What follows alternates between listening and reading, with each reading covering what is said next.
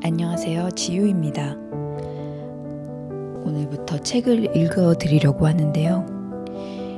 조금 부끄러운 얘기지만 목소리 좋다는 말 좀 많이 들어봤어요.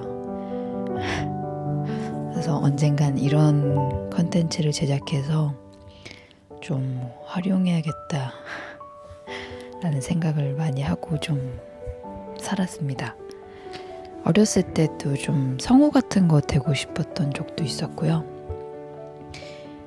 근데 그런 공부를 따로 한 건 아니고 제가 원래 소리내서 읽고 그러는 걸 좀 좋아했습니다.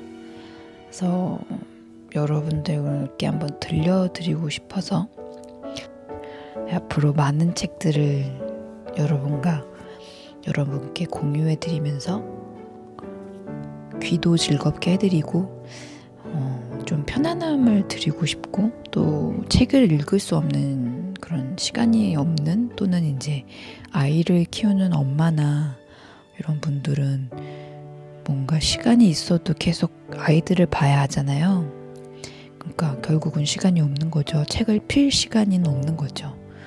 그래서 본인에게 투자할 시간이 많이 없으신 분들을 위해서 이렇게 시작하게 됐습니다. 저작권 문제에 휘말리지 않기 위해서 지금 제가 읽을 수 있는 것들은 체험판들이에요. 그 샘플들이 있잖아요. 왜 책을 구입하려고 하면 전 주로 이북을 좀 읽는 편인데요. 이유는 제가 한국에 살지 않고 프랑스라는 먼 나라에서 살아요. 그래서 가끔 책을 주문해서 배달을 시키기도 하지만 좀 많이 시켜야 하고 이왕 시키는 거 그 배달비가 있으니까요. 택배비가 있기 때문에 조금 번거로워요. 관세도 내야 하고 그리고 한꺼번에 시켜야 되니까 좀 번거로운 것 같아요. 그래서 이북을 이용하는데 이북을 이렇게 구입하기 전에 체험판들이 있어요. 샘플들이 있고 무료 버전이 있거든요. 그러니까 그것들을 먼저 위주로 읽어드릴게요. 그래서 제가 여러분들이 저를 구독을 많이 해주시고 도와주시면 여러분이 원하시는 책들을 제가 더 읽을 수 있을 것 같아요. 출판사의 허락을 받고 아직까지 제가 출판사의 허락을 구하는 메일을 보내고 긍정적인 답을 받아보진 못했거든요. 아무래도 제가 이제 시작하는 단계고 네, 저라도 뭐 아무한테나 책을 좀 읽어주세요 할 순 없겠죠. 그래서 제가 좀 그 출판사에게 도움이 될 수 있을 정도로 컸을 때 그때 문의를 드리는 게 맞는 것 같습니다. 그래서 지금 제가 체험판으로 읽어드릴 첫 번째 책은요. 내 인생에 힘이 되어준 니체의 말, 그러니까 곁에 두고 읽는 니체라는 책이에요. 일본 분이 지으셨네요. 사이토 다카시라는 분이 지으셨고요. 우리나라 이정은 씨가 옮기셨습니다. 제가 한번 쭉 읽어본 책인데요. 책이 내용이 좋았어요. 제가 니체에 대해서 되게 궁금하기도 했고 밖에 바람이 굉장히 많이 붑니다. 들리시는지 모르겠네요. 마이크 성능이 좋아서 들릴 수도 있을 것 같아요. 아무튼 이 니체의 말, 이 책이 괜찮았어요. 45페이지 정도까지만 공개가 되어 있어요. 이게 체험판이기 때문에 제가 읽기 좋은 것 같아요. 자, 들어가기 전에를 보시면 니체, 인간적인, 너무나 인간적인 이렇게 해서 설명을 합니다. 현대의 가장 위대한 사상가 중 한 명으로 꼽히는 프리드리히 빌헬름 니체. 1844년에 태어났네요. 프로이센이었던 작센주 레켄에서 이름이 너무 어렵네요. 지명 이름인 것 같은데 목사님 아들이었대요. 그는 전통적인 서구 종교와 윤리 도덕 그리고 근대 철학 사상의 바탕에 있는 개념들을 새롭게 구명하고 정립하는 데 온 생애를 바친 인물로 그가 살았던 시대는 물론이고 오늘날까지도 신학, 철학, 심리학, 문학 등 수많은 분야에 큰 영향을 미치고 있다. 그는 1800년대 후반을 지배한 기독교적 윤리관이 지나치게 내세를 지향한다고 비판하며 그보다 현재를 온전히 살게 하는 진리와 선, 그리고 도덕이 더 중요하다고 외침으로써 당시의 지식인들을 경악해 했다. 그러나 신은 죽었다라는 니체의 웅변은 20세기 이후 지식인들의 중요한 구호가 될 만큼 현대 철학에 커다란 영향을 미쳤다. 그는 인문적 입장에서 삶의 철학을 설명하려고 노력한 사상가였다. 그러한 노력의 결과물들은 삶의 본질을 관통하는 통찰력과 향상심에 불타는 날카로운 시각의 아포리즘으로 그가 남긴 수많은 저서들 속에서 보석처럼 반짝이며 우리에게 전해지고 있다. 독일 본 대학교에서 신학과 고전 문헌학을 공부한 니체는 이후 라이프치히 대학으로 옮겨 아르투르 쇼펜하우어의 사상을 알게 되었다. 음악에도 특출했던 니체는 오페라 음악의 대가인 리하르트 바그너, 고전 문헌학자이자 그리스 종교 철학자였던 에르빈 로데와 교분을 나누면서 사상의 지평을 넓혀 나갔다. 스위스 바젤 대학교에 고전문헌학 교수 자리가 났을 때 은사의 추천으로 박사학위도 없는 그가 교수로 임명된 것은 그의 나이 25세 때인 1869년이었다. 이후 같은 해에 라이프치히 대학교에서 별도의 시험이나 논문 없이 이미 출판된 저작물만으로 박사학위를 받음으로써 장래가 촉망되는 천재학자임을 세상에 알렸다. 1872년에 출간된 비극의 탄생은 오늘날 미학의 최고 고전으로 손꼽힐 만큼 널리 읽히는 책이다. 1878년에는 인간적인, 너무나 인간적인이 출판되었다. 실증주의 시대를 대변하는 이 책은 그리스도교와 그 도덕률을 비판 철학의 입장에서 논하고 있는데 니체의 중기 사상을 대표하는 걸작으로 평가받는다.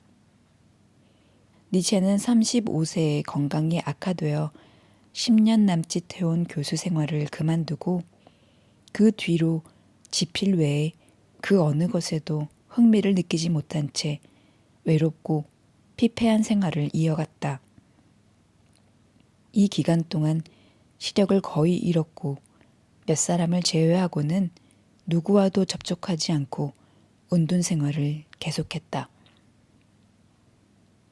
1883년부터 1885년까지 4부에 걸쳐 출판된 철학적 서사시 차라투스트라는 이렇게 말했다는 그가 쓴 대부분의 책들과 마찬가지로 출간 당시에는 거의 주목받지 못했다.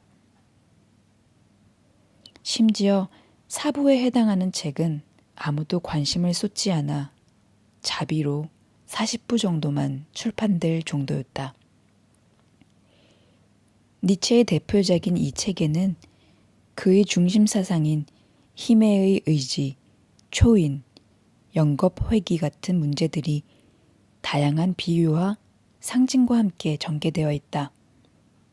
기존의 그리스도적 질서를 비판하면서 현대인의 중심 문제를 예언한 이 책은 비록 당대에는 너무 난해하고 이단적이라는 이유로 철저히 무시되었지만 그가 죽은 뒤에 재평가되기 시작하여 마침내 20세기 이후에 철학자나 작가, 문화예술인들에게 가장 큰 영향을 끼친 책으로 꼽히게 되었다. 니체는 1886년에 선악의 저편, 1887년에 도덕의 계보학을 연달아 출판했지만 독자들은 여전히 그를 외면했다. 1888년은 니체의 정신이 그나마 온전했던 마지막 해로 젊은 시절 한때 정신적 교감을 나누었던 바그너를 비판하는 바그너의 경우와 우상의 황혼, 이 사람을 보라 등 다양한 저작들을 쏟아내며 마지막 창작혼을 불태웠다. 1889년 이탈리아 토리노로 건너간 니체는 길거리에서 쓰러진 뒤 정상적인 정신 능력을 완전히 잃었고 정신착란에 시달리다 1900년 8월 56세의 나이로 죽었다. 니체는 명석한 두뇌와 탁월한 통찰력을 지닌 철학자였음에도 살아있는 동안 일반 대중은 물론이고 학교로부터도 철저히 외면당했다. 또 종교계와 윤리주의자들로부터 사회를 타락시킨다는 악의적인 비난에 시달리며 평생 외롭고 고단한 삶을 이어갔다. 그러나 그는 사후 유럽 철학과 문학에 지대한 영향을 끼쳤고 오늘날에는 19세기를 살았던 철학자 중 가장 위대한 인물로 기억되고 있다. 니체의 사상은 세상을 억압하는 온갖 권위에 철저히 불복하는 태도를 견지했던 쇼펜하우로부터 크게 영향받은 까닭에 세상을 뒤엎으려는 혁명적 사상으로 간주되었다. 그렇게 기독교인들이나 도덕관념주의자들로부터 혹평을 받았지만 니체가 현대 철학사에 끼친 영향은 절대적이다. 20세기 이후 지식인들은 니체가 프로이트나 마르크스와 함께 근대 철학을 뛰어넘은 위대한 사상가라는 데 이의를 제기하지 않는다. 니체는 한때 허무주의자로 여겨지기도 했다. 허무주의는 독일 철학자 F.H. 야코비가 만든 니힐리즘을 번역한 말인데 라틴어의 없음을 뜻하는 니힐에서 비롯되었다. 니힐리즘은 기존의 가치체계와 그의 근거를 둔 일체의 권위를 부인하면서 무의 세계를 직시하려 한다는 점에서 니체의 관점과 흡사한 면이 있다. 그러나 자세히 들여다보면 니체는 오히려 이런 태도를 비판하는 입장이었다. 그가 진정 앞장서서 비판한 것은 19세기까지 서구 사회를 지배하던 기독교적 도덕률과 그것을 바탕으로 사회를 압도하는 내세를 향한 절대 가치였다. 이러한 것들이 살아있는 인간이 아니라 허상을 위해 존재한다는 사실에 니체는 참을 수 없는 분노를 느끼며 기회 있을 때마다 독하게 비판했던 것이다.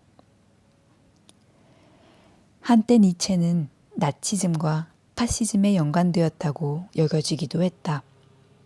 이는 전적으로 오해에서 비롯된 일로 그의 여동생 엘리자베트 때문에 일어난 것이었다. 그녀는 국수주의자이자 반유대주의자인 남자와 결혼했다가 남편이 죽자 히틀러에 대한 열렬한 지지를 나타내기 위해 니체가 죽은 1년 뒤인 1901년에 그의 만년의 유고들을 자의적으로 짜집기해 권력의 의지를 출판했다. 그리고 나치는 이를 자신의 논리를 뒷받침하는 데 근거로 악용했다. 바로 이 때문에 대중들은 한때 니체를 독재자 히틀러와 연결지어 오해하게 되었던 것이다. 19세기 후반에 유럽 지식인 사회를 압도하는 전통 사상과 개념들의 대대적인 재평가 작업을 펼친 문화 비평가로서 20세기 철학계는 물론이고 문학 예술계에까지 깊은 울림을 남긴 지식 탐험가로서 세계 지식인들에게 영향을 끼친 니체의 대표 저작물은 다음과 같다. 그리스 비극 시대의 철학 1870년, 비극의 탄생 1872년, 반시대적 고찰 1873년, 인간적인 너무나 인간적인 1878년, 방랑자와 그 그림자 1880년, 아침 노을 1881년, 즐거운 학문 1882년, 차라투스트라는 이렇게 말했다.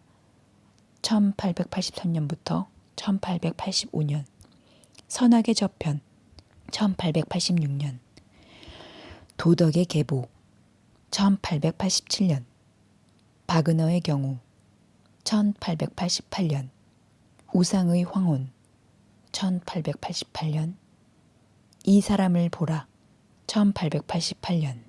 그 밖에 문헌학과 철학에 관련한 수많은 저서를 남겼다. 생명은 타오르는 불꽃이다. 니체는 내 평생의 친구다. 그것도 가벼운 관계가 아니라 힘든 일이 있을 때마다 찾게 되는 영혼의 벗이다. 그 중에서도 니체의 대표 저작인 차라투스트라는 이렇게 말했다는 평소에 항상 곁에 두고 보며 삶의 지표로 삼고 있는 동반자 같은 책이다. 니체의 철학은 단순히 옛날에 배운 적이 있어. 괜찮았어. 라고 말하고 마는 종류의 것이 아니다. 가령 옛날에는 목욕을 하면 기분이 아주 좋아. 자주 했는데 요즘은 웬만해선 목욕을 하지 않아. 라고 말하는 사람이 있다면 누구나 비위생적이라며 멀리할 것이다. 대부분의 사람들이 습관적으로 목욕을 하듯 니체의 사상도 일상 속에서 습관처럼 몸에 배도록 해야 한다. 두려움이나 소심함, 우유부단함 같이 어른이 되면 마음에 달라붙게 되는 정신의 때를 깨끗이 털어내주는 게 바로 니체의 철학이다. 살면서 꼭 곁에 두고 읽어야 하는 이유가 여기에 있다. 니체만큼 보통 사람들의 생활에 날마다 영향을 미칠 수 있는 철학을 말한 사람도 없다. 헤겔의 철학 이론은 학문적인 지식과 사상을 통합하는 것에서 출발했기 때문에 일반인들에게는 다소 어렵게 다가온다. 칸트는 인간 이성의 구조를 알아내기 위한 치밀한 통찰에 집중했기 때문에 실생활에서 순발력 있게 활용하기엔 너무 장엄하다. 기독교나 불교가 가르치는 진리는 마음에 새겨 평생의 좌표로 삼기에는 좋지만 일상생활에서 행동의 지침으로 삼기에는 다소 어려운 게 담론이다. 이 종교들은 자기 반성적인 가르침에 기초를 두고 있어 세상을 살아가는 실제적인 가치와는 조금 거리가 있다. 현대인들은 누구나 정신없이 바쁜 생활을 반복하고 있다. 곳곳에서 높다란 장벽과 난관을 만나고 시시때때로 온갖 형태의 어려움에 봉착하면서 세월의 무게에 대책 없이 휘둘리기도 한다. 바로 그럴 때 니체를 만나기 바란다. 니체는 아포리즘을 특징으로 하는 사상가다. 핵심과 본질을 함축한 촌철살인의 잠언들은 독자의 가슴에 비수처럼 박히고 마음에 엉겨붙은 편견과 고정관념을 단번에 흔들어 깨워 새로운 관점으로 이끌어줄 것이다.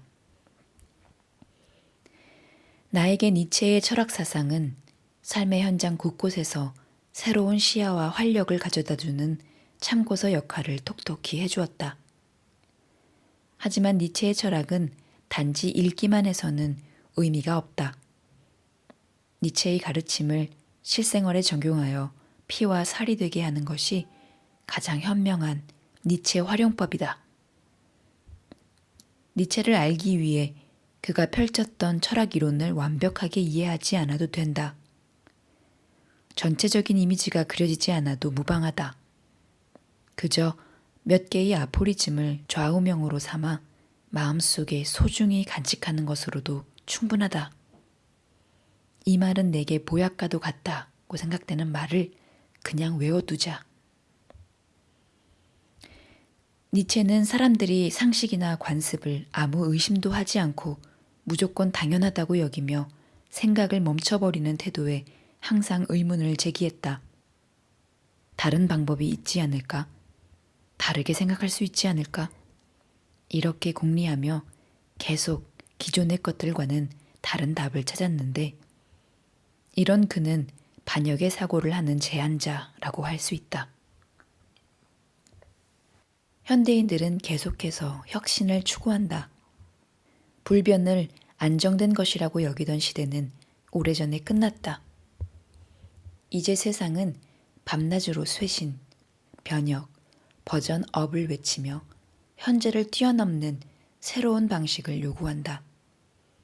지금 우리에게 필요한 것은 참신함이고 가장 불필요한 것은 타성이다.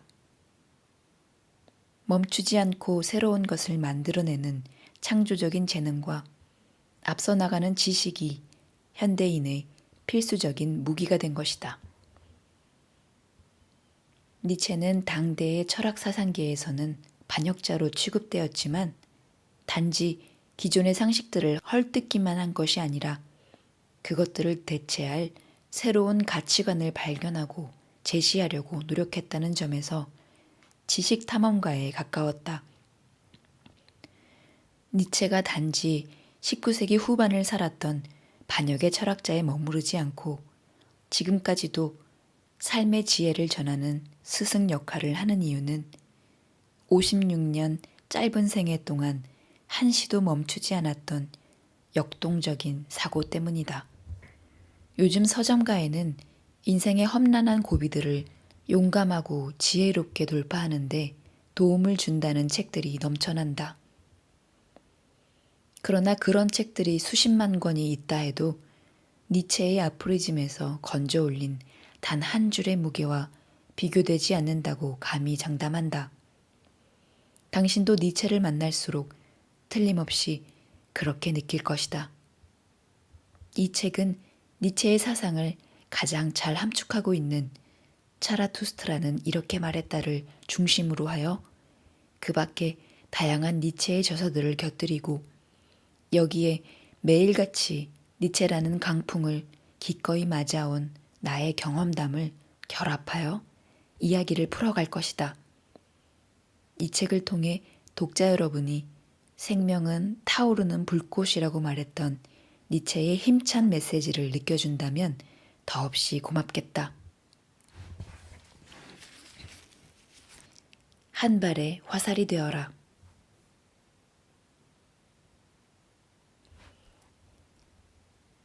내일을 향한 화살. 누구나 자기 미래의 꿈에 계속 또 다른 꿈을 더해 나가는 적극적인 삶을 살아야 한다. 현재의 작은 성취에 만족하거나 소소한 난관에 봉착할 때마다 다음에 이어질지 모를 장벽을 걱정하며 미래를 향한 발걸음을 멈춰서는 안 된다. 차라투스트라는 이렇게 말했다 중에서 내일을 향해 날아가는 한 발의 화살. 나는 독자들로부터 책에 사인을 해달라는 부탁을 받으면 먼저 내 이름을 쓰고 그 옆에 동경하는 것을 향한 화살이 되어라 라는 문장을 덧붙이곤 한다. 이것은 니체의 초인을 향해 날아가는 한 발의 화살이라는 표현을 변용한 말이다. 따라서 동경하는 것을 향한 화살이 되어라 라는 말의 뜻을 달리 표현하자면 자신이 동경하는 것을 향해 끝없이 화살을 쏘아대는 전사가 되어라 할 것이다. 초인이란 영어로 슈퍼맨으로 해석된다. 하지만 슈퍼맨이라고 해서 만능의 힘을 발휘하는 존재는 아니다. 또 태어날 때부터 세상을 들었다 놨다 할 만큼 천재적인 능력을 가진 사람을 뜻하는 말은 더더욱 아니다. 니체가 말하는 초인은 현재의 자신을 뛰어넘겠다는 결의로 미래를 향해 계속 뛰어오르려는 사람을 말한다. 그리하여 미래를 향한 동경에 동경을 거듭하는 사람. 미래로 향하는 발걸음을 멈추지 않다 보니 어느 순간 가속도가 붙어 쑥쑥 상승해 나가는 사람. 그가 바로 니체가 말하는 초인이자 내가 책에 사인해주며 덧붙이는 화살과 같은 존재다. 잘 나가는 기업의 최고 경영자나 한 분야에서 앞서가는 리더들은 반드시 제대로 된 비전을 갖고 일을 한다. 세상 이치란 너무도 간단하다. 배짱이처럼 게으름을 피우며 현재의 삶을 즐기기만 해서는 풍족한 겨울을 보낼 수가 없다. 개미처럼 뚜렷한 비전을 가지고 구체적인 행동을 해야 배부르고 등 따뜻한 겨울을 보낼 수 있는 것이다. 여기서 말하는 비전은 막연한 이상이나 꿈과는 전혀 다른 차원이다. 구체적인 계획에 따라 과학적으로 구축된 목표여야 한다. 얼마 전 성공한 벤처기업의 젊은 경영자와 식사를 하며 이야기를 나눌 기회가 있었는데 1년에 다이어리를 12권 정도 사용한다는 말에 깜짝 놀랐다. 보통 사람은 연말이 되면 한 권은커녕 절반도 제대로 채우지 못한 다이어리를 뒤적이며 한 해 동안 내가 뭐 했지? 하고 혀를 차기 마련인데 그는 1년치 다이어리를 한 달에 전부 쓸 만큼 스케줄과 메모가 많다고 했다. 메모 광이라고 할 만큼 뭐든 적는 습관이 있는 나조차도 그 사람 앞에서는 두 손을 들고 말았다. 나는 책을 쓸 때 막연한 계획은 세우지 않는다. 가령 일하지 않는 젊은 세대들이 내가 쓴 책을 읽고 일의 열의를 느낄 수 있는 글을 쓰자고 생각하고서 지필 작업을 시작하면 안 된다는 것이다. 그 대신 나는 이렇게 생각한다. 성공하는 사람들의 기본적인 생활 태도인 밝은 기운을 젊은 독자들에게 구체적으로 전달해서 제대로 일하고 충분히 성취감을 느낄 수 있는 방법을 알려주는 내용을 써보자. 이런 전제하에 확실한 임무, 뜨거운 열정, 치열한 긴장감 같은 핵심 단어와 문장을 머릿속에 구체적으로 그린다. 그 다음에 각 장의 소제목과 세분화된 내용들을 차례로 나열하여 그 문장을 펼쳐나가고 여기에 성공한 사람들의 생생한 육성이 들어간 실제 사례를 곁들인다. 이런 과정을 거친 끝에 나는 실제로 일하는 의욕에 불을 붙여라 라는 제목의 책을 출간할 수 있었다. 확고한 비전을 세워야 마음속에 잠들어 있는 의욕을 일깨울 수 있다. 흐리멍덩한 비전으로는 타인을 감동시키기는커녕 자기 자신조차 움직일 수 없다. 목표한 바를 이뤄내기 위해서는 집요하고 뜨거운 열정이 뒤따라야 하고 이를 지탱하는 치열한 긴장감을 유지해야 한다. 나는 청년들에게 강연할 때면 늘 이렇게 묻곤 한다.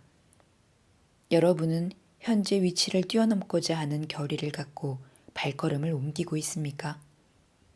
여러분은 미래를 향한 자기 확신의 눈길을 잠시도 멈추지 않고 보내고 있습니까?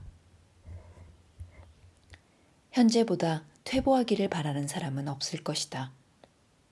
성장하고 발전하면서 지금보다 더 나은 나를 만드는 것이 모든 이의 꿈이다. 그러기 위해서는 가장 먼저 자기 자신에게 확실한 임무를 부여하고 뜨거운 열정으로 가슴속 욕망을 일깨우며 그로 인해 항상 팽팽한 긴장감을 느끼는 사람이 되어야 한다. 이 모든 문장을 하나의 단어로 압축한다면 향상심이다. 향상심을 가진 이가 바로 니체가 말하는 초인을 닮은 사람이고 세상이라는 들판에서 자기만의 깃발을 드높이는 사람이다. 삶에 온 힘을 쏟는다는 것. 어느 정도의 목표를 달성하고 나면 거기서 생긴 지위와 대가에 안주한 나머지 스스로 성장을 멈춰버리는 사람들이 의외로 많다. 혹은 여전히 꿈을 품고 있기는 하지만 크고 작은 실수나 실패를 반복한 끝에 그만 의욕을 상실한 채로 두 손을 들어버리는 사람도 많다. 나는 40도 안 된 젊은이들이 그런 태도를 취하는 걸 보면 너무나 안타깝다. 아무리 탁월한 능력을 가진 사람이라도 향상심을 갖고 돌진하는 것을 멈춰버리는 순간 지극히 평범한 인간이 되어버리고 만다.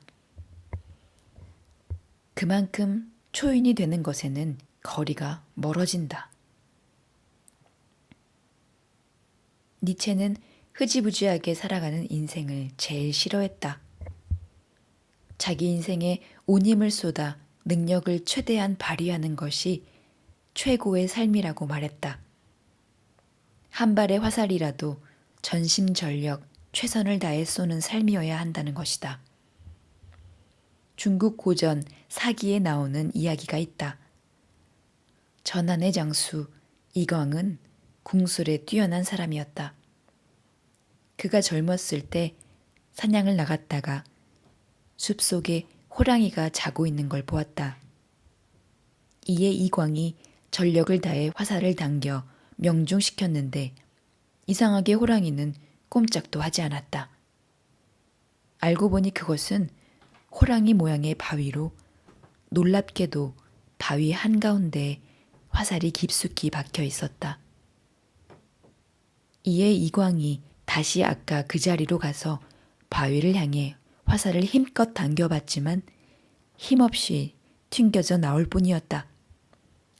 먼저 번 같이 온 힘을 모은 정신 상태가 아니기 때문이었다.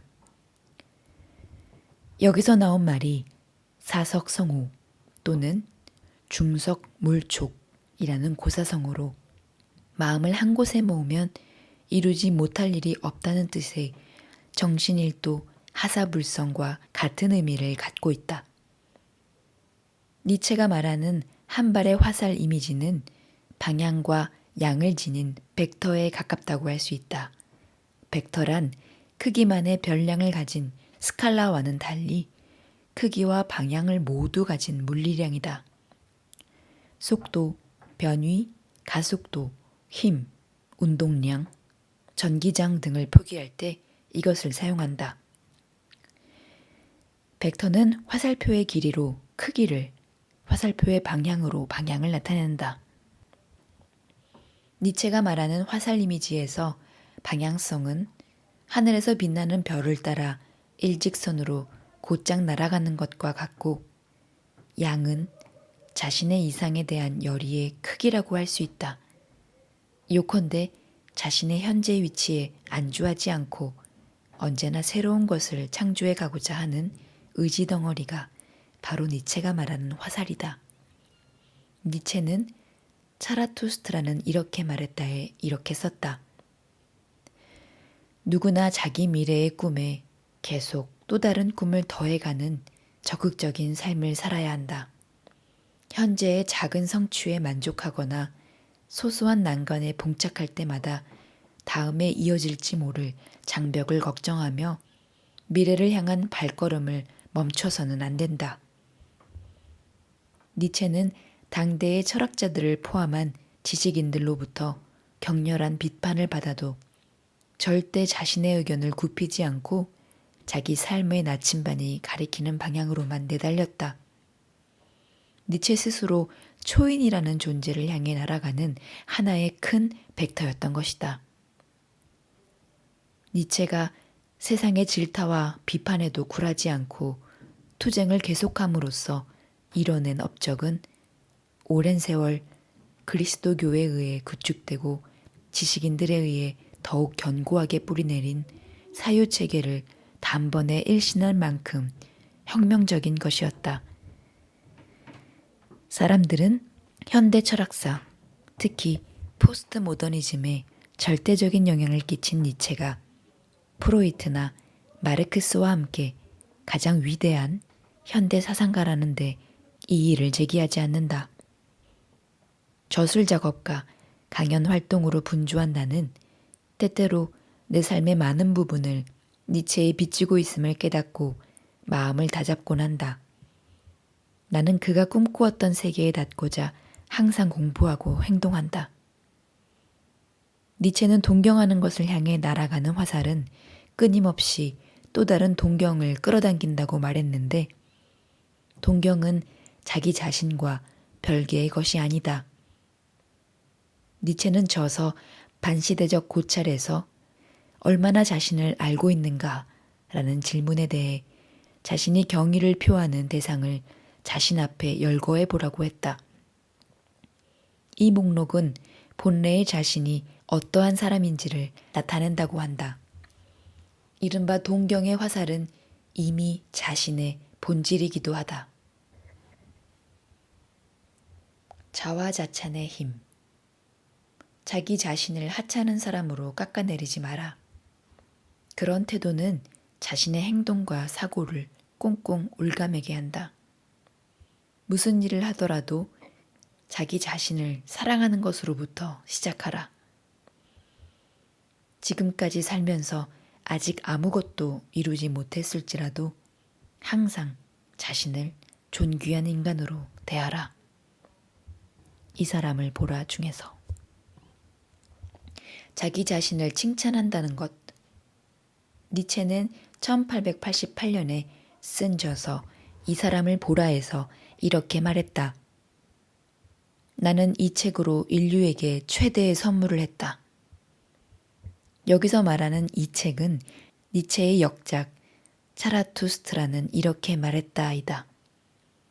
니체는 생전에 많은 작품을 썼지만 상업적으로 성공하지 못했고 설령 몇몇 독자들이 읽었더라도 제대로 이해하지 못했을 정도로 난해해서 대중과는 멀찌감치 떨어져 있었다.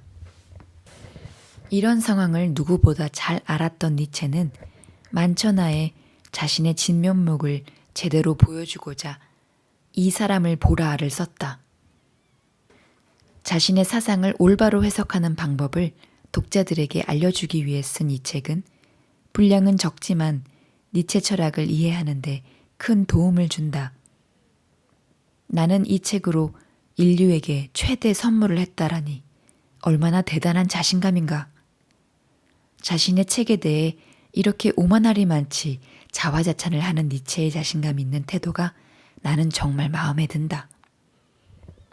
독일 본 대학교에서 신학과 고전 문헌학을 공부한 니체는 25세였던 1869년 은사의 추천으로 스위스 바젤 대학교 고전 문헌학 교수가 되었다. 어려서부터 라틴어와 고대 그리스 철학을 누구보다 철저히 배웠기에 탁월한 비평 능력과 깊은 통찰력을 겸비하고 있던 그는 그렇기에 내가 쓴 책이라도 당대 최고인 것을 부정할 수 없다는 냉정한 판단으로 말한 것이다. 보통 사람이 이런 식으로 말하면 대부분의 사람들은 자기 자랑이라고 받아들이며 눈살을 찌푸린다. 아무리 유명한 작가라도 자신의 작품을 졸절하고 낮추며 머리를 조아리는 이유는 겸손이 미덕이라는 통념 때문이다. 하지만 오랜 세월 공들여 쓴 자기 작품을 변변치 않다며 겸양을 떠는 모습이 때로는 스스로를 방어하기 위한 변명으로 들릴 때가 있다. 타인에게 공격받기 싫어서 혹은 나중에 있을지 모르는 주변의 실망에 대비하기 위해서 스스로 한 발짝 물러나 자신을 실제보다 한참 낮춰버리는 것이다. 나는 그런 태도가 공정하고 객관적인 평가를 회피하려는 자기 방어에 불과하다고 생각한다. 니체는 어린 시절부터 천재 소리를 들었고 이례적으로 20대의 대학 교수가 되었다. 그런데 그 당시 열렬히 교류했던 위대한 오페라 작곡가 바그너에게 헌정하기 위해 1872년에 발표한 작품 비극의 탄생이 학계로부터 전혀 인정을 받지 못하자 시리에 빠지게 되었고 이때부터 천재 특유의 방황을 거듭하며 대학 내에서 점차 고립되어 갔다. 그 뒤로 이어진 바그너와의 절연, 루 살로메와의 사랑의 실패, 가족과의 불화로 날로 심각해지는 병증 등 고달픈 삶이 계속되면서 점점 몸과 마음이 피폐해졌다. 많은 천재들이 대개 그렇듯이 현실과 맞닿지 않은 이상과 그럴수록 가슴에 쌓이는 좌절감이 그를 절망에 빠뜨렸던 것이다. 차라투스트라는 이렇게 말했다는 이러한 난관에서 벗어나고자 1883년에 이탈리아 라팔로에서 지피를 시작한 작품이다. 그 후 1885년까지 3년 동안 학계와 대중의 철저한 외면 속에 사부까지 줄기차게 출간했는데 마지막 권은 단지 자비로 40부를 출판했을 뿐이다. 그렇게 어렵사리 펴낸 인생의 역작이었지만 안타깝게도 이 책으로 독자와 더욱 멀어지게 되었다. 이전에 발표된 책들보다도 훨씬 더 난해했기 때문이다. 하지만 니체는 이 책을 계기로 다가올 20세기에 대비하는 새로운 철학적 가치를 창조하는 선봉자가 되기로 결심하게 되었다. 그가 살았던 시대는 19세기 막바지로 유럽 대륙 일대에 격렬한 변화의 물결이 요동칠 때였다.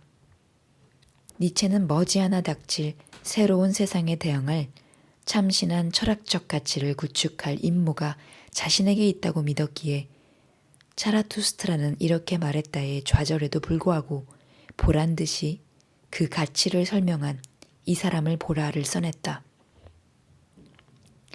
따라서 니체에게 나는 이 책으로 인류에게 최대의 선물을 했다는 자화자찬은 결코 근거가 없는 아니란 마음에서 나온 것이 아니었다.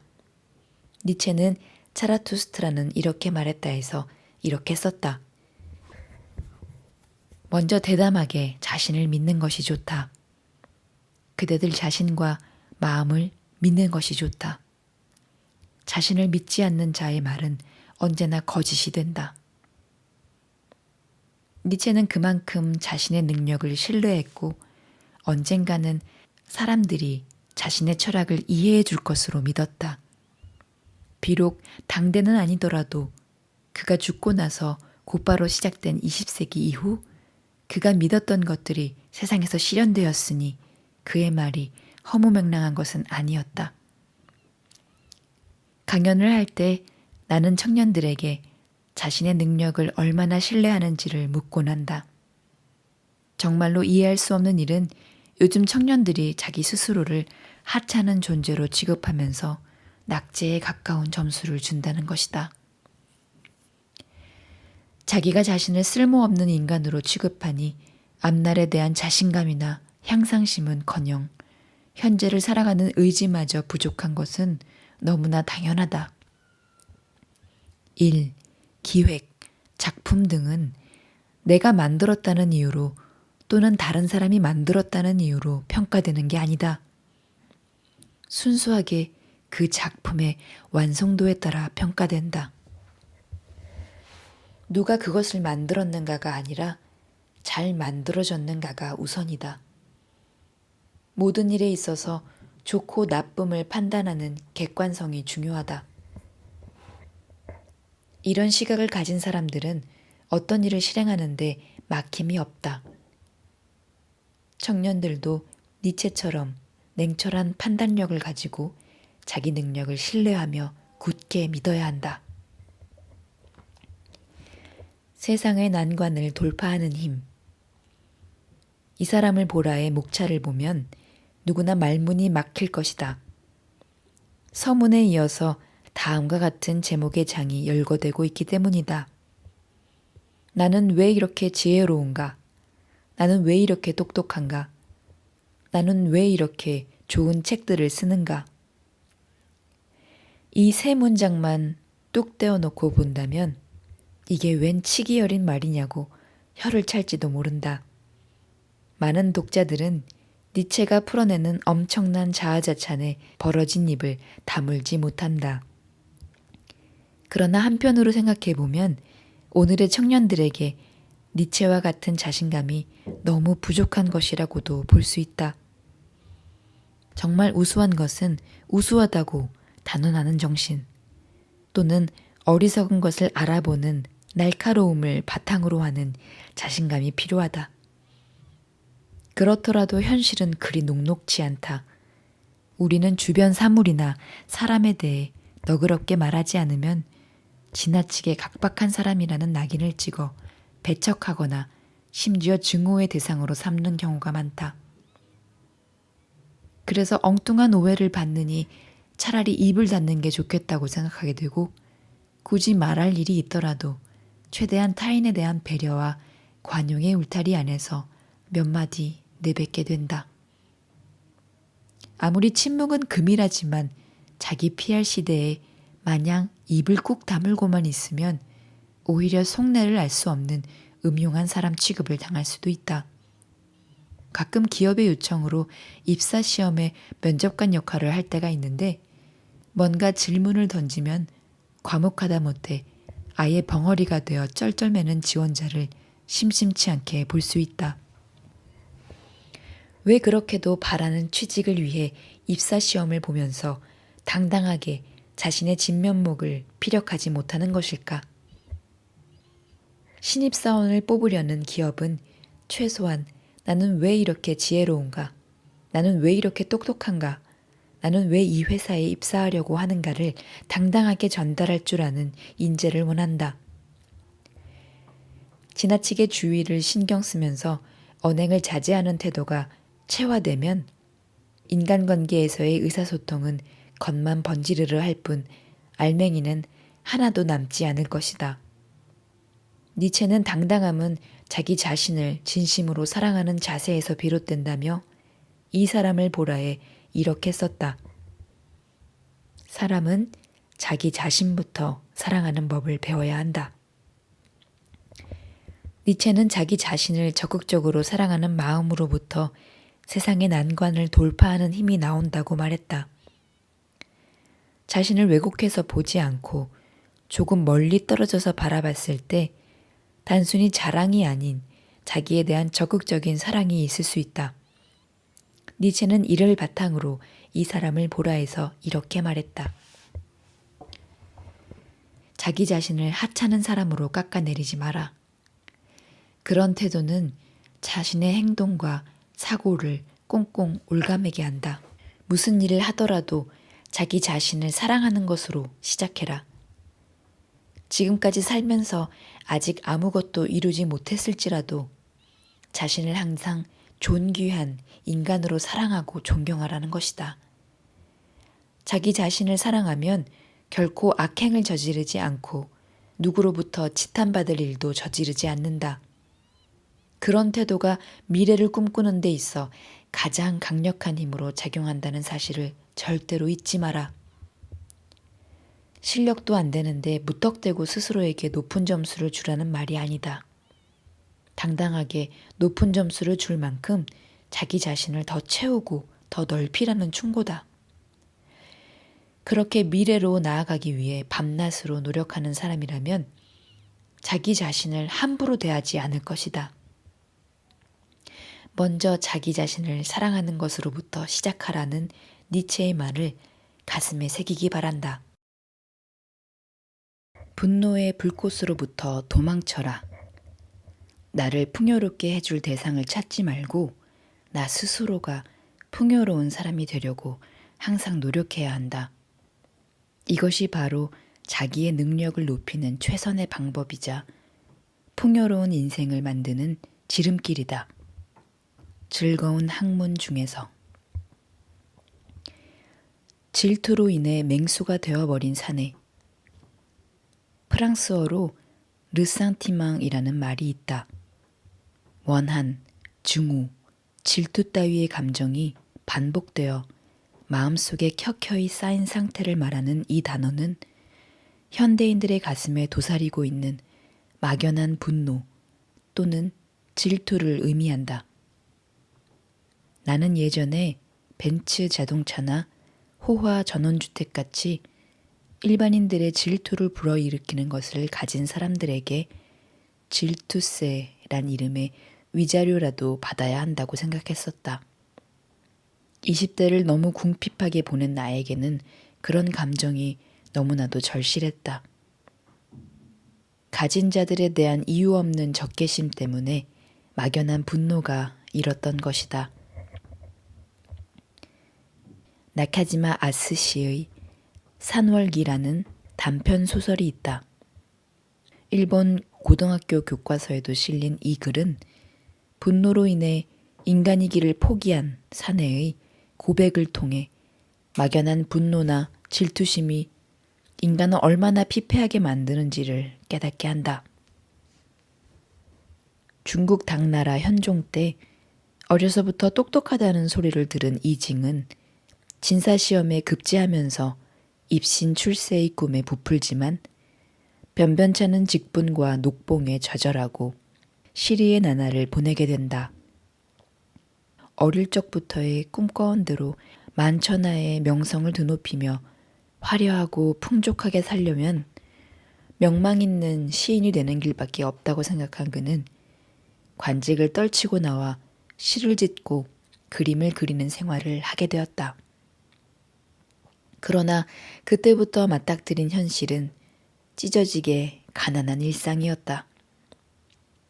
시인으로서 전혀 꽃피우지 못하는 자신의 재능에 실망하면서도 어떻게든 뭔가를 잃어보려 발버둥치는 그를 세상은 너무도 가혹하게 절벽 끝으로 몰아세웠다. 이징은 입에 풀칠이라도 하려고 어쩔 수 없이 미관 말직으로 복직했는데 더 비참한 현실이 기다리고 있었다. 예전에 그가 형편없는 인간이라며 무시했던 자들이 그보다 훨씬 높은 직위에 올라 떵떵거리고 있었기 때문이다. 그들보다 자신의 능력이 뛰어나다고 자부할수록 그런 능력과는 별개로 높은 자리에 앉아있는 그들에게 질투를 느낄수록 그의 삶은 나락으로 치달을 뿐이었다. 이런 상황을 도저히 견딜 수 없었던 그는 어느 날 미친 듯이 울부짖다가 아예 종적을 감추었다. 그로부터 1년 뒤에 원참이란 사람이 승진하여 영남 지방의 임지로 가기 위해 어느 산골짜기를 지나게 되었다. 산속을 지나는 도중에 갑자기 호랑이 한 마리가 나타나 그를 덮치려 했는데 가만히 보니 그것은 1년 전에 사라진 이징이었다. 두 사람은 같은 해에 진사시험에 합격했던 친구 사이였다. 원참이 이징에게 어떻게 호랑이가 되었는지 묻자 그가 대답했다. 어느 날 밤 밖에서 누군가 나를 부르는 소리가 들려 정신없이 뛰어나갔다네. 그렇게 한참을 달려 어느 개울가에 당도했는데 강물에 비친 내 모습을 보니 온몸이 털로 뒤덮인 호랑이로 변해 있었다네. 내가 짐승으로 변하다니 도저히 받아들일 수 없어 당장 죽을 결심을 했지만 토끼 한 마리를 맛본 순간 그 생각은 잊어버리고 잠시 후 내 입은 이미 토끼의 피로 푹 젖어 있었다네. 그 뒤로 하루에 얼마 동안은 인간으로 돌아와 예전에 읽었던 책의 구절을 떠올리기도 했지만 시간이 흐르면서 이제는 인간으로 돌아갈 수도 없게 되었다네. 그리하여 얼마 전까지는 내가 왜 호랑이가 되었는지를 탄식했는데 이제는 내가 어찌해서 예전에 인간이었는지를 생각하게 되었으니 이 얼마나 두렵고 비통한 일인가. 이징은 높은 벼슬에 올라 임지로 향하는 옛 친구의 얼굴을 부러운 듯이 바라보다가 이렇게 말을 이었다. 나는 시로서 명성을 얻고자 했으면서도 스승을 찾지 않았고 성공을 바라면서도 벗들과 더불어 공부에 온몸을 던지지도 않았네. 돌이켜보면 나에게는 그 잘난 자존심이 바로 맹수였던 걸세.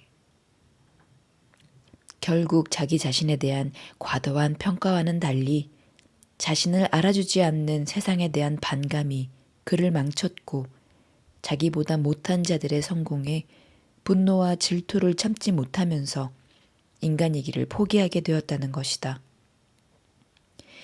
이징은 바로 르상티망의 불길에 희생된 전형적인 인물이라 하겠다.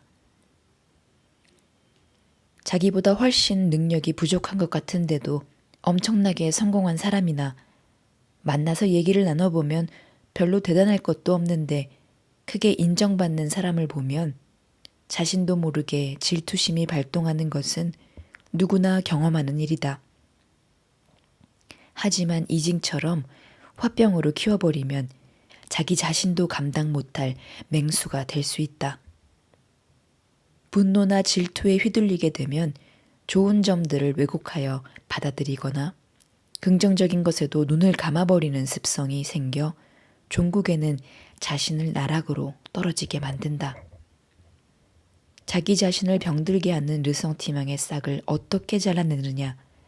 바로 거기서 니체가 말하는 초인으로 가는 길이 시작된다고 할 수 있다. 삶을 지탱하는 에너지를 얻는 법.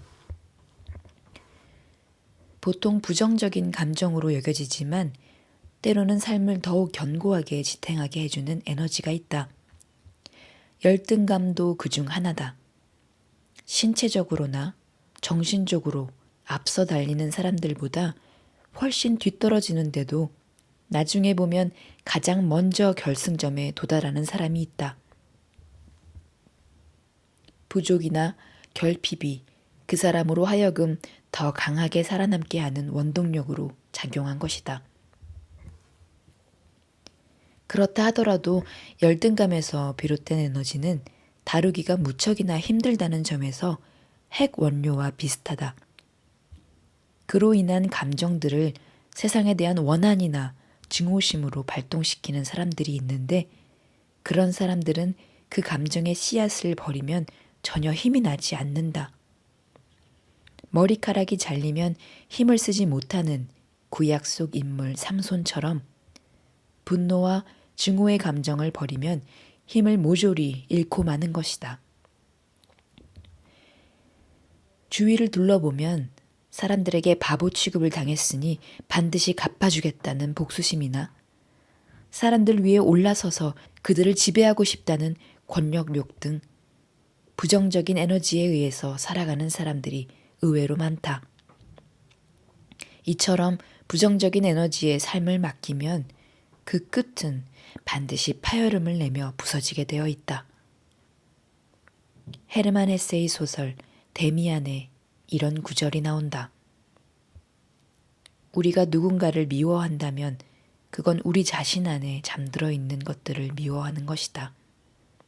우리 자신 속에 없는 것들은 우리를 흥분시키지 않는다. 타인을 부정하는 힘을 자신을 개선하고 발전시키는 에너지로 바꾼다면 어떨까? 타인에 대한 개인적인 증오를 그것 자체에 그치지 않고 반드시 그 사람보다 나아지겠다고 결심하고 밤낮으로 매진한 끝에 성공을 거두었다는 이야기는 서점가의 성공학 책에 곧잘 등장한다. 그들은 하나같이 이렇게 말한다. 자신의 노력 부족을 타인이나 세상에 책임 전가하고 그로써 끝을 낸다면 정말 큰 문제다. 다른 존재를 부정하는 힘이 나로 하여금 미래로 달려나가게 하는 활력이 아니라 변명만으로만 작용한다면 결과적으로는 자기 자신의 모든 것을 부정하는 셈이 되기 때문이다. 삶을 지탱하는 에너지는 자기 자신 안에서 찾아야 한다.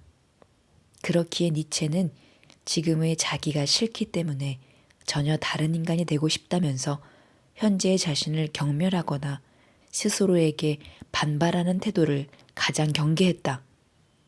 니체가 자신의 숱한 저서들 중에서 가장 개인적인 책이라고 말하는 즐거운 학문에 이런 말이 있다. 똑같은 것을 대해도 어떤 사람은 거기서 많은 것을 깨닫고 얻어내지만 어떤 사람은 한두 가지밖에 얻지 못한다. 사람들은 이를 능력 차이라고 말하는데 사실 우리는 어떤 대상으로부터 무엇을 얻어내는 게 아니라 그것에 의해 촉발된 자기 안에 무언가를 뽑아내는 것이다. 그러니 나를 풍요롭게 해줄 대상을 찾지 말고 나 스스로가 풍요로운 사람이 되려고 항상 노력해야 한다. 이것이 바로 자기 능력을 높이는 최선의 방법이자 풍요로운 인생을 만드는 지름길이다. 지금은 스스로의 생각에 자신이 보잘것없는 존재처럼 느껴진다 해도 쓸데없는 곳에 신경 쓰며 맹목적으로 돌진하지 말고 부질없는 분노나 질투에 휘둘리지도 말고 있는 그 자리에서 더 나은 나를 만들기 위해 노력하는 것이 산골짜기를 헤매는 맹소가 되지 않는 길임을 잊지 말라는 충고다. 자기 삶에 박수를 쳐라. 자기 자신을 정확히 아는 것으로부터 시작하라. 자신을 제대로 알지 못하면 사랑을 사랑으로 느낄 수 없다. 사랑하기 위해, 사랑받기 위해 스스로를 정확히 아는 것부터 시작하라. 자신조차 모르면서 상대를 알기란 불가능한 일이다. 아침 노을 중에서 나를 위해 박수를 친다는 것. 부와 명예, 권력을 가진 사람들에게 질투를 느낀다. 젊은 나이에 출세가도를 달리는 사람을 보면 괜히 불만을 쏟아내기도 한다. 저 친구는 왜 저렇게 운이 좋은 거야?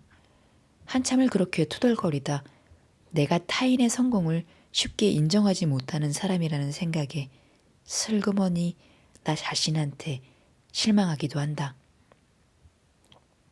물론 질투심을 긍정적인 감정으로 이끌어 성공을 위한 에너지로 활용하는 사람도 있지만 본래 질투심이란 초조함, 불평, 불만, 분노 같은 부정적인 감정을 촉발하는 일이 더 많은 법이다.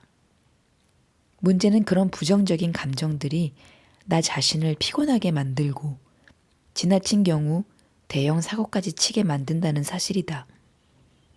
나는 그런 감정에서 벗어나는 기술로 박수가 최고라고 생각한다. 두 손바닥을 마주쳐 크게 소리를 내는 행위 말이다. 박수에는 3가지 효용이 있다. 첫째, 분위기를 띄운다. 박수라는 단순한 행위로 공기가 뜨거워지고 그 자리에 있는 사람들의 관계가 순식간에 가까워지게 된다. 둘째, 박수 받는 쪽의 기분이 좋아진다. 칭찬을 받은 사람은 자신감을 갖게 되고 칭찬해주는 사람에게 자연스레 호감을 느끼게 된다. 셋째, 이것이 최대의 효용인데 박수를 치면 분노나 질투의 진흙탕에서 탈출할 수 있다는 것이다. 예를 들어 회사에서 기획회의를 하는데 다른 사람의 아이디어가 내 것보다 훨씬 훌륭하다고 치자. 이럴 때 대부분의 사람들은 솔직하게 칭찬하지 못하고 이런저런 구실을 붙여 다른 사람의 제안을 깎아내리기 십상이다. 아이디어는 좋은데 현실적으로 가능할지 모르겠네. 말은 쉽지만 성사시키기 어려울 것 같은데? 이렇게 칭찬인지 비판인지 모를 발언을 하며 기본적으로는 찬성하지만 결과적으로는 동의하지 않는다는 속내를 드러내는 경우를 흔히 본다. 한참 어린 풋내기 사원이 우수한 아이디어라도 내놓으면 상황은 더욱 냉랭하게 얼어붙는다. 이럴 때 먼저 박수를 치면서 아주 괜찮은 생각이네. 좋아, 자네 말대로 하면 잘 될 것 같아. 하면서 긍정의 반응으로 시작하면 얘기가 완전히 달라진다. 당신이 그렇게 말했다면 그것은 헐뜯고 비판하고 비웃는 일반적인 인간의 모습에서 탈피했기 때문에 그만큼 초인에 가까워졌다고 할 수 있다. 나는 여러 강연들을 통해 박수의 중요성을 강조해왔고 여러 해 전에 출간한 회의 혁명이라는 책에서도 이를 자세히 다룬 바 있다. 박수의 중요성을 공감하는 사람들도 실제 회의 도중이나 끝자락에 박수를 치는 일에 인색한 경우가 많은데 이는 영업회의든 전략회의든 근엄해야 한다는 선입관 때문이다. 내 생각은 다르다. 지나치게 진지하고 엄숙한 분위기는 공기를 무겁게 하여 오히려 사람들의 머리를 짓누르고 결과적으로 신선한 아이디어가 떠오르는 것을 막는다. 반면에 의식적으로라도 박수치는 습관을 들이면 아주 간단한 부정적인 생각의 늪으로부터 벗어날 수 있을 뿐만 아니라 분위기도 활기차게 할 수 있다. 박수를 치는 행위가 우리 모두 하나라는 동료의식을 이끌어내 더 나은 결론을 도출하도록 만든다면 그것에 인색할 이유가 전혀 없다. 니체는 575개의 짧은 글로 이루어져 있는 책 아침놀에서 이렇게 말한다. 누군가에게 기쁨을 주면 자기 자신까지 기쁨이 넘친다. 아무리 작은 일이라도 다른 사람을 기쁘게 할 수 있다면 우리의 양손에 그리고 가슴에 기쁨이 가득할 것이다. 만약 산월기 속의 이징이 박수의 기술을 알고 자신이 먼저 남에게 기쁨을 주는 사람이었더라면, 아니 그렇지 않았더라도 있는 그대로의 자신의 삶에 박수를 칠 줄 아는 사람이었다면 산골짜기로 들어가 배고픔에 시달리는 맹수가 되는 비극은 결코 없었을 것이다. 오늘부터 가족이나 동료에게 내가 먼저 아낌없이 박수를 보내는 사람이 되자. 그렇게 한다면 니체의 말처럼 당신의 양손에 그리고 가슴에 기쁨이 가득해질 것이다.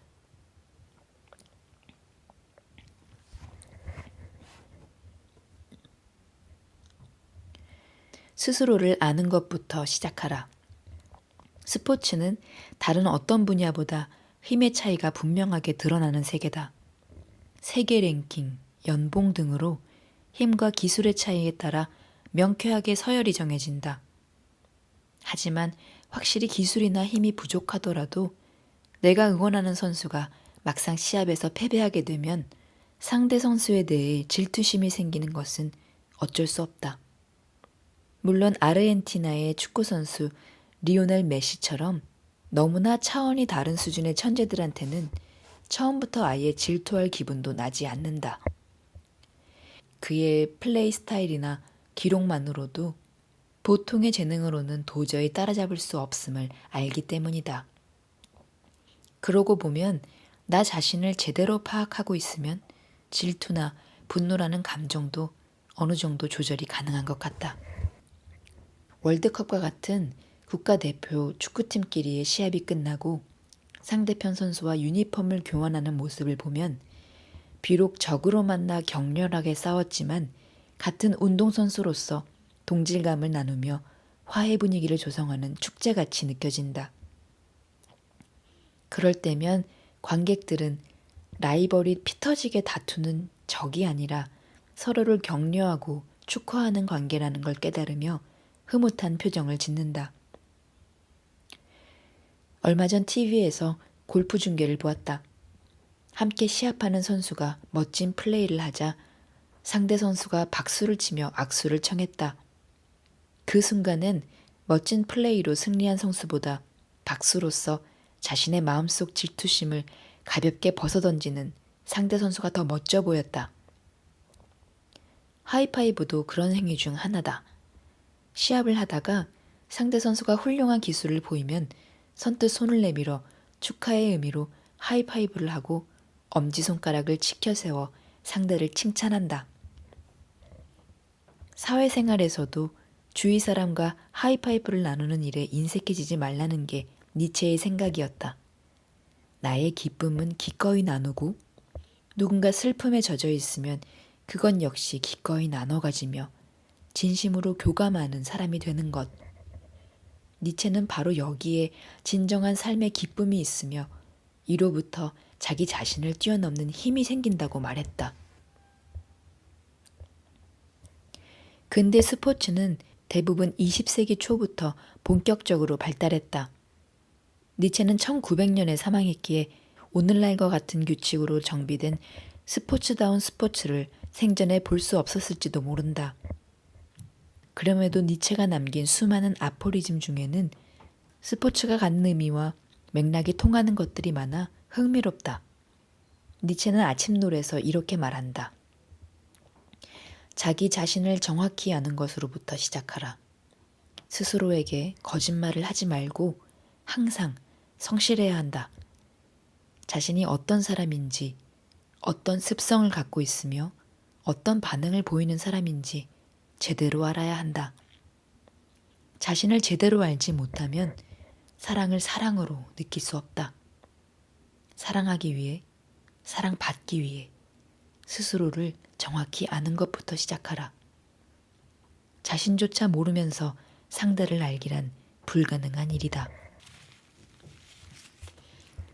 스스로를 아는 사람은 언제 어디서든 자기 자신에게 박수를 보낼 줄 안다. 힘들고 외로울수록 자기 자신과 하이파이브를 하며 뜨겁게 응원하고 격려한다.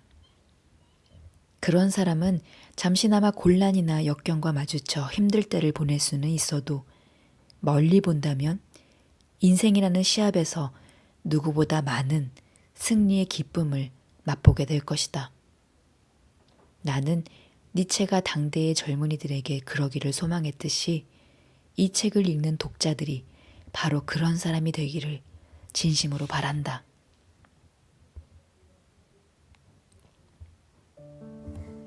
네, 이렇게 해서 곁에 두고 읽는 니체를 다 읽어봤는데요. 그 체험판을 다 읽어봤는데요. 너무 좋죠. 좋은 말이 너무 많았어요.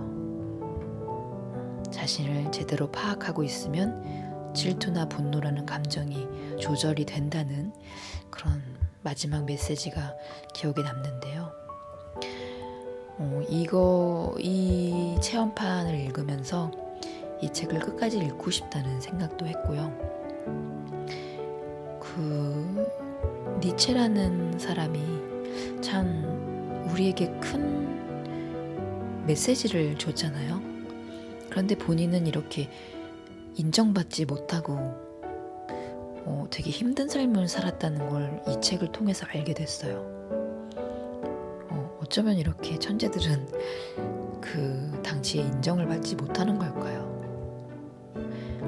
그런데 좀 한편으론 다른 생각이 좀 들었어요. 이런 천재들도 그 동시대를 사는 사람들한테 인정을 못 받을 수 있는 거잖아요. 그러면 지금 우리 자신이 인정 못 받는 것도 사실 그렇게 억울한 일은 아니겠다라는 생각이 들었거든요. 여러분은 어떠셨는지 모르겠는데요. 저는 그런 생각이 들었어요. 굳이 내가 살아생전에 인정받지 못해도 억울한 일이 아니구나. 또 내가 뭔가를 이렇게 굳게 믿고 진리라고 믿는 것들을 행하고 살면 후세에 남겨지는 뭔가가 있을 수도 있겠구나. 이런 희망이 좀 보인다고 할까요? 그것보다 조금 더 복잡한 생각이 좀 드는데 말로 잘 표현을 못하겠네요. 아무튼 이 책을 읽으면서 저는 희망적인 생각이 많이 들었어요. 자기 자신을 좀 더 자신감 있게 대하는 게 필요하겠다라는 생각도 했고요. 자기 자신을 깎아내리지 말라는 그런 말도 머릿속에 남네요. 그러니까 자신을 믿어야 할 것 같아요. 그러니까 너무 과대평가를 한다기보다 좀 과대평가를 하거나 이러면 세상에 대한 분노를 가질 수 있으니까요. 또 잘된 사람들한테 질투를 가질 수 있고요. 스스로를 좀 정확히 보고 자기 자신을 알고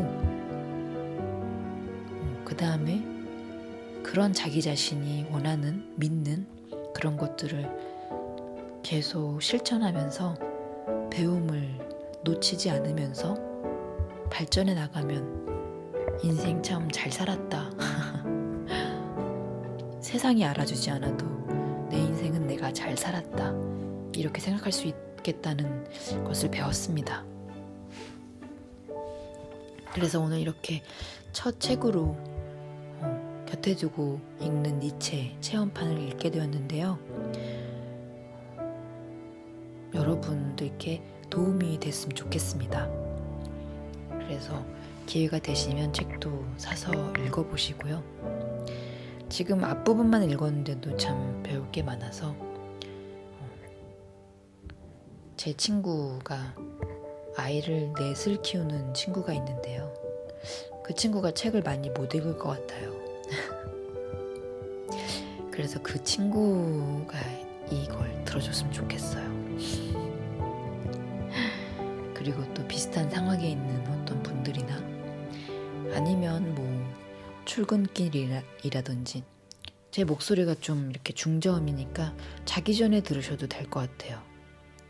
근데 자기 전에 듣기에 이걸 들으시다 잠들으시면 놓치면 아까운데 놓치면 아까운데 에이 그럼 또 들으시면 되죠. 그럼 저는 앞으로도 계속 이렇게 편안한 목소리로 여러분들께 책을 읽어드릴게요. 아까 인사말에도 말씀드렸지만 여러분들의 사랑을 많이 받으면 더 많은 책들을 체험판이 아닌 다른 책들도 읽을 수 있을 기회가 더 생길지도 모릅니다. 구독과 좋아요 눌러주시고요. 일주일에 한 번씩 올리도록 할게요. 아직 요일은 정하지 못했어요. 제가 다른